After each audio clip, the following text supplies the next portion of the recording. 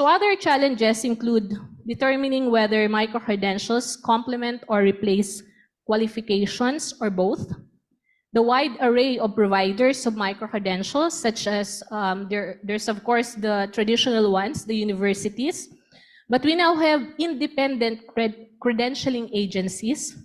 We have leaders of national qualification reference frameworks. We have policy think tanks and international government organizations and country policymakers. And of course, the need for robust quality assurance and the challenge of regulation. And there's also the lack of research and convincing evidence of successful use cases of micro-credentials.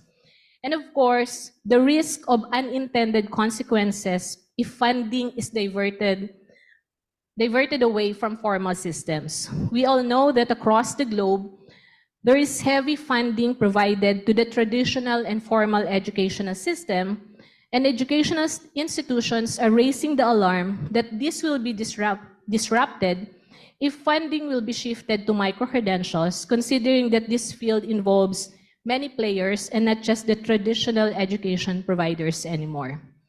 So let's take a look at the definitions available in the literature. These are basically from EU and UNESCO.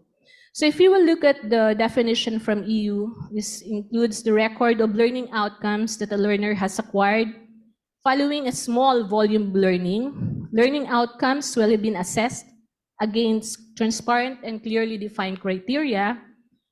Learning experiences leading to micro-credentials are designed to provide the learners with specific knowledge, skills, and competencies that respond to societal, personal, cultural, or labor market needs. Micro-credentials are owned by the learner, can be shared, and are portable. They may be standalone or combined into large credentials. They are underpinned by quality assurance following agreed standards in the relevant sector or area of activity.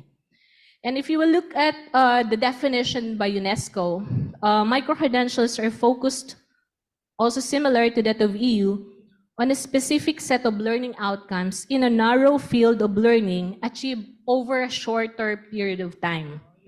And micro-credentials are offered by commercial entities, private providers, and professional bodies, traditional education and training providers, community organizations, and other types of organizations. And it is a record of focused learning achievement, verifying what the learner knows, understands, or can do, and includes assessment, again, just like with EU, based on clearly defined standards, and is awarded by a trusted provider, has standalone value, and may also contribute to or complement other micro-credentials or macro-credentials, including recognition of prior learning. And if you will look at both definition, also highlights the need for quality assurance. So in summary, micro-credentials is a record of focused learning achievement, verifying what the learners knows, understand, and or can do. It includes assessment based on clearly defined standards and is awarded by a competent organization, has standalone value and may also contribute to or complement other micro-credentials or macro-credentials, including through recognition of prior learning. So sometimes they're called micro-degree or nano-degree. They are certified documents that provide recognized proof of the achievement of learning outcome. So these are from shorter, less duration educational or training activities. And their focus is on the validation of competency-based skills, outcomes, or knowledge using transparent standards and reliable assessments, which enhance graduates' employability prospects. And a micro-credential can be accepted for credit by an institution or organization or be an attestation for employers.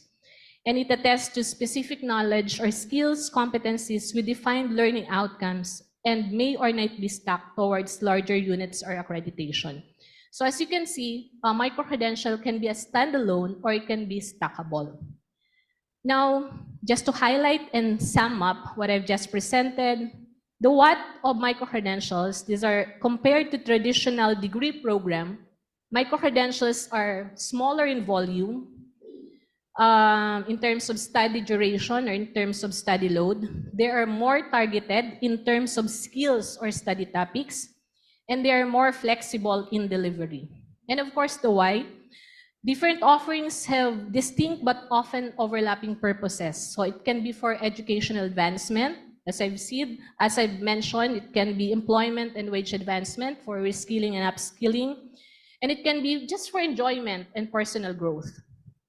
And just to show you the characteristics of micro-credential, here, they're targeted, they're rapid, flexible, stackable. The learning outcomes are assessed. There's an external assurance of program or provider. It's portable.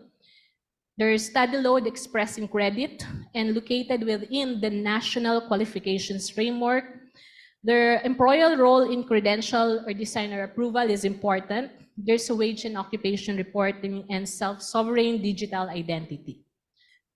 So that actually ends my presentation about harmonizing the definition of micro-credentials.